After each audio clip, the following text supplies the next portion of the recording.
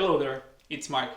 I've always been a big fan of philosophy, and in today's video, I'm going to talk about what Aristotle has to say about leadership, and I'm also going to cover 5 of his thoughts that can be applied by modern leaders today. As the first thing to be taken into account, Greek philosophy is not so disconnected from the world that we inhabit right now. Back then they did have the same intellectual curiosities, questions, and language. Not the same vocabulary, but the same language as nowadays. In the 4th century BC, Aristotle shaped the definition of leadership and considered what characteristics make up good leaders, like being calm, what's learned through experience, humility, humble leaders build trust, or happiness. Not too many individuals want to follow someone who's unhappy for long periods of time.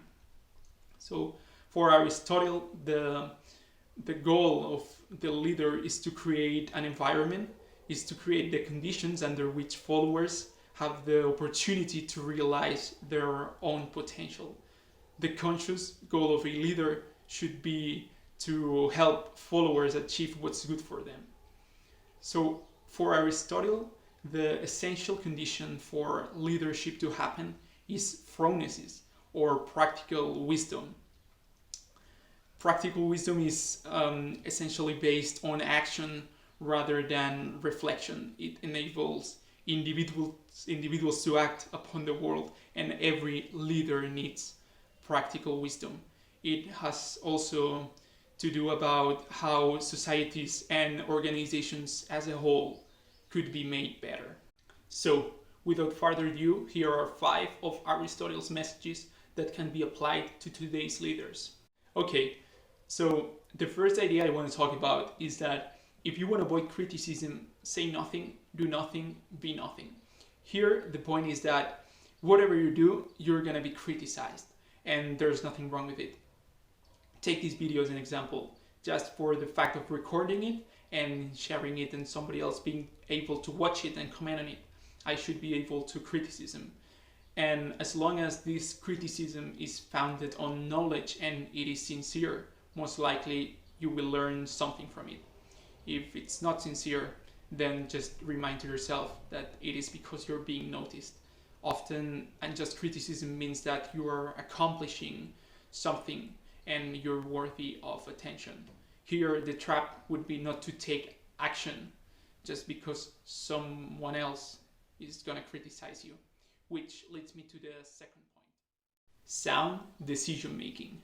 Effective leaders, when making a decision, should receive input from all the necessary stakeholders and then make the decision based on what's best for the whole instead of self.